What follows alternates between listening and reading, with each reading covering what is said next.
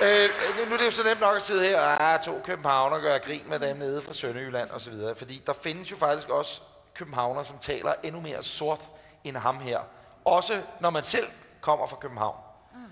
Nu skal du se God Aften Danmark. Nej, vi skal heldigvis ikke se hele programmet, men du skal se et klip fra God Aften Danmark i går aftes. Og prøv lige at høre unge mand, som de har fanget på rulletrappen. Og så skal du bagefter forklare mig, hvad filen siger knægten. Okay. Når jeg twitter, så laver jeg altid hashtag og skriver swag.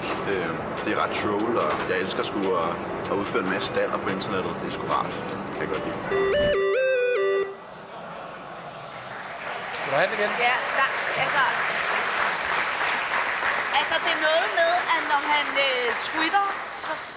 han twitter, så skriver han altid noget med et eller andet ord, fordi det er swag, altså det er fedt. Ja.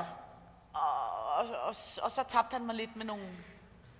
Det er Mr. Men jeg tror også, det er noget med min alder at gøre. Altså, hvis jeg havde været 20 år yngre og haft togskinnen på, så havde jeg måske mere været nede med det der, han siger. Men jeg kan sige, at jeg twitter urimelig meget, men jeg forstod det heller ikke, at det, som han siger, det er, når jeg tweeter, så laver jeg altid hashtag og skriver swag. Det er ret troll.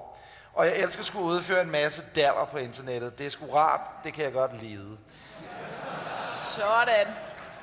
Det betyder... Ja, det betyder, det er...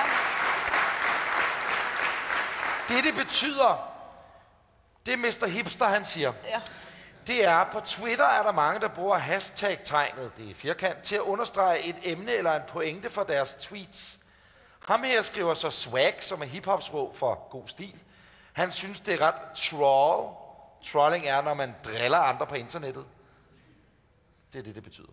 Altså, så det han siger, det er, at han det understreger tingene, når han synes, det er fedt ved at drille. Ja, nej, jeg tror, det han ret beset mener, det han ret beset mener, det er, at jeg er sådan en hipster-driller på internettet der.